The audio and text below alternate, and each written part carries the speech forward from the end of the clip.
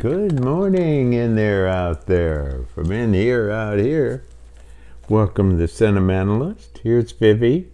She might have to leave in a little bit because she's been taken to guarding the door lately. She just lies in front of the door, don't you?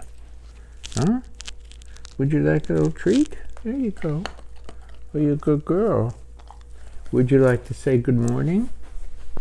No, you just like to have a treat. Okay. We might have to just have Vivi's nose. Yeah.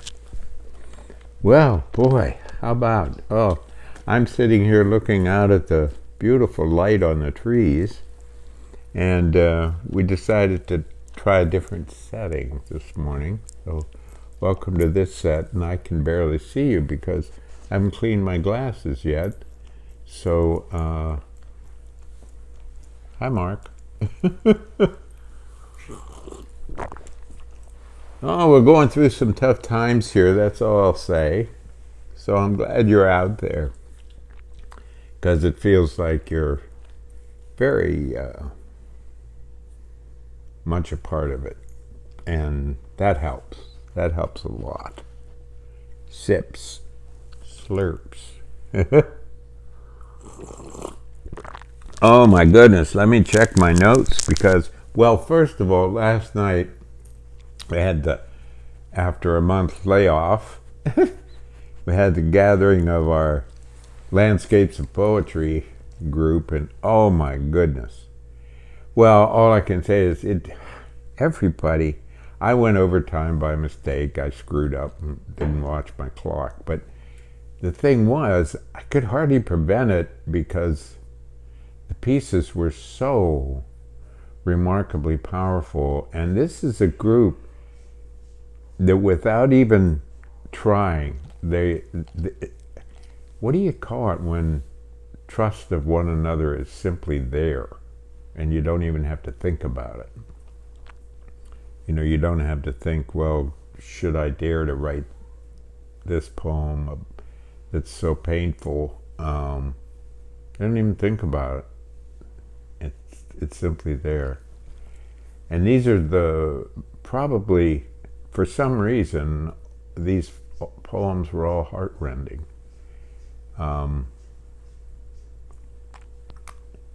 And from the worst way to the way we all go through something.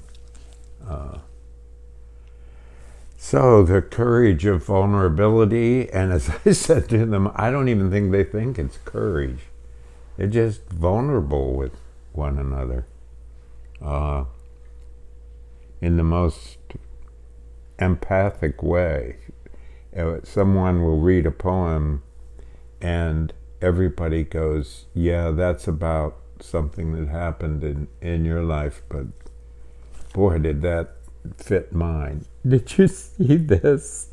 I just got whacked because we want some more. You're going to leave me if I don't give you any more, aren't you? Yeah, she's looking over at the door because, somebody might come and I'm giving up my duty, aren't you? Huh? Yeah.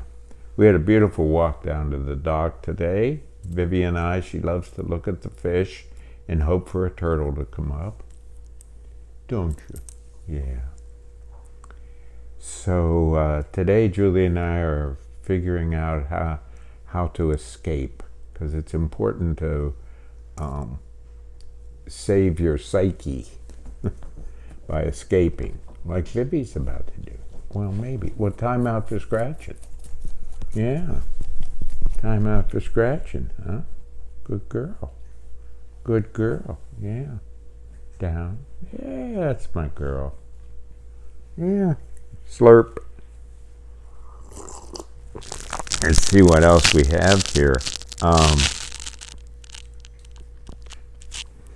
Want to tell a little fun story about last Saturday. We were unable to be there. There was a memorial service for the professor, one of the professors who was so important in keeping me at the college. She worked so hard to have people know what that I should be there, even though I didn't necessarily belong. One of those things. And I read a poem to you guys a couple weeks ago. Say, hey, Willie Mays retired and I'm no longer young. And she loved that poem. And I probably told you this story, but I want to tell it now after the service. She said to me, I'm going to show it to the chair. I'm going to show it to the chair. That'll be great, you know. And it's such a great poem. It's terrific. So she goes in, she shows it to the chair, and then she comes out. I can remember it. Anyway, she comes out past my office, and she looks crestfallen. I said, what happened? And she said, well, I read it to him, but all he said was, well, Jack's not Dante. No, I'm not. I think I've written Inferno. No, not Dante. Do you know the other day when Rump was, I don't know, I won't go there. But anyway, the assassination thing with his ear. Do you know how many people were shot in the United States that same day? 59. 59 people were shot in the United States the same day. None got a headline. You know how many were shot in Finland? 0. 0. Yeah. The land of the free. Ooh, that was snarky. I shouldn't have said that. Yeah. Vivi loves, all there has to be is, and she goes over to, there's one over there. There's one over there. No, there's one over there. And she's looking, she's a frog looker for her. And she loves the turtles. And Julie feeds the fish every day, and that's a beautiful thing to see. Julie and Vivi out on the dock feeding the fish. And Julie's ability to hurl her, actually her arm goes about halfway across the pond before she lets loose of the fish food, and then it flies out and the fish come for it, which is, I mean, that's just wonderful. When I was a kid, there was a pond that was filled with fish and ducks, and we would go to that pond. I was mesmerized by the ducks. I was a little kid. And then there's a place called Pymatuning. Pymatuning, a great name, huh? And that's where the sign said, the ducks walk on the fish's backs. There were so many carp. They were just piled on each other in the water. It was kind of disgusting.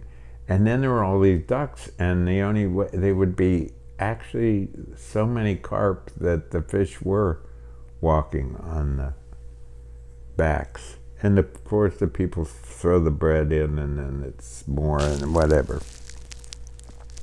Yeah. I want to thank anybody, any of you out there who have ordered the book. You can still pre-order. It's not quite the 20% off, but you can still pre-order from Calvin Carey. And of course, we want to support the local bookstore, which can order from Calvin Carey and have it in their bookstore. And it sounds like so much self-promoting, but you'd laugh if I told you what the royalty was. It's like a quarter. So really the money is going into hospitals and care centers. I mean, the books are. The money comes in, and then they print X number of books that they get no money for. They just give them away to places that need them, homeless shelters, etc. Yeah. I mentioned the landscapes last night. These were life-changing poems. Each poem, it had a pivot moment where the figure in the poem's life was changed. lots of studies now about not being concerned about professionalizing poetry. That's the trouble with the arts in America. I say it over and over. They got professionalized when they really should belong to everybody. Absolutely everybody. How about that hypocrite, J.D. Vance, huh? We were watching lightning the other night. Holy cow, the whole sky. It was a combination of brightness across and then coming down like that. And our friend Mary Schmidt and her husband Reuben were out on the lake in their boat way out. They're taking a 2-month sailing trip. And they were really scared because Reuben was counting the seconds, and how close it was and how it could hit the mast. So they were pretty scared about that. Julie's having trouble with the air. Are you having trouble with the air? It's affecting her sinuses and her breathing, and it's difficult, really hard. She's on an antibiotic now, but isn't it something? You breathe the air. I've been doing fine. I hope you have. And speaking of Julie, this is an older poem. It's been fun to revisit these.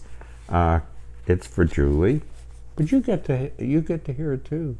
Yeah, one more slurp before we go through it, huh? One more slurp. Ooh, that was a double slurp. It's called Watching You from Across the Room.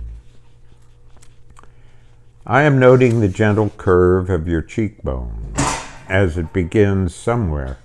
Shall we start again with the cat banging into the camera? That was Molly the cat. I'm noticing the gentle curve of your cheekbone as it begins somewhere under your skin and ends in a new somewhere.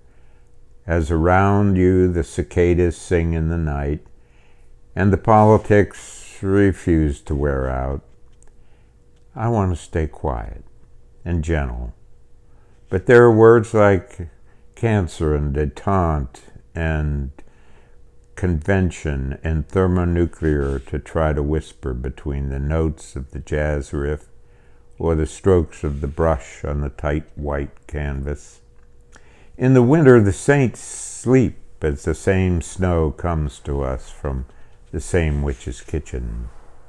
Each morning we bring in 10 logs for the wood stove, watch the sow bugs skim across the hardwood floor or fall into the flames and disappear in the same heat that takes the snow. Our skin is new but is growing old, its own memory fixed, though I imagine cells begging to go back. Tonight, again the news, and sleep. Tomorrow we will drift across another day. Take comfort in the way we dream, the way we say good night. Take care. Try to be kind. Try to be cheerful. Be kind. Thanks for being with us.